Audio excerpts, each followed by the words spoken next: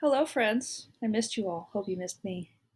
Welcome to US History 2, Assignment 11. We are almost done. I think we only have two more after this. Today's lesson is about the rise of the teenager. So, our aim today is how did the idea of the teenager first start? And what was life like for teenagers in the 1950s? And you actually have a do now today with your question. Your do now is what do you, go ahead and fix that. What do you think it means to be a teenager? In other words, what makes a teenager different than an adult or child? You can think about the age, the attitude, the activities they do, what they wear, etc., right? Whatever you think of, and put your answer there. So just to do a quick mini lesson, and then I'll do a separate video with a read aloud of the documents. Here's a little background info. So typically, teenagers are considered young people within the ages of 13 to 18, right? They're not children, but they're not quite adults yet. Okay, and it's a time of life that's often associated with, rebellion and kind of, questioning things, experimenting with things, and figuring out sort of your own identity, right? As yourself and also with your friends around you. So, a little bit of historical context or background info about the idea of a teenager. Okay, before the 1950s, the term teenager didn't exist. Okay, young people who were ages anywhere from like 9 or 10, even up to 18, were called adolescents, and they really went to work a lot instead of going to school. Right? Think about when we learned about the Industrial Revolution, how there was a lot of child labor, right? A lot of school was not required for young people, and so a lot of young people went to work to support their families instead of going to school, right? They kind of jumped into adulthood a little bit quickly, didn't have that in between period. But in the 1950s and after, some things changed.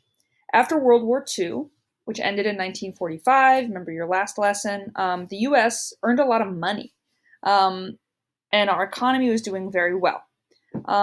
And because we had more money, a lot of young people started to go to high school instead of dropping out of school and working. Okay? So a lot of young people started going to school together, right? And more money also meant that young people had more money to spend, and they spent it on things that they wanted, their free time activities, things like music, things like movies, etc., their hobbies. And the word teenager was created in like the late 1940s / 1950s to describe young people in that age range of 13 to 18 who now were going to high school, had money to spend on their own things, etc., etc. Okay? And part of 1950s teenage culture, I'm just going to tell you some of the things that teenagers really got into in the 1950s, which was new. These things had never happened before. One was a particular type of music called rock and roll that developed in this time and became very popular among teenagers. I don't know, rock and roll still exists today. You think of like guitars and drums and that kind of music. Okay, some famous rock and roll artists of the time were Little Richard, Chuck Berry, who's in the picture on the right here, and Elvis Presley.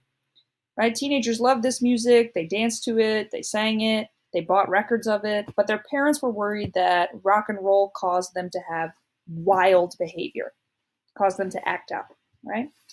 And also something that became very popular in this time was television sets. TVs were invented not too long before this, and by the 1950s, TVs became more popular. People started to have TVs, in their home. Everyone started to have them.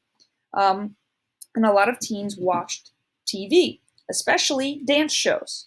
Okay, shows where teenagers would get on and dance to the latest music and show up the latest dances. Okay, and dances at schools also became popular since they were going to high school. Now they had dances like, homecomings, proms, those kinds of things. This is the 1950s when those first started happening.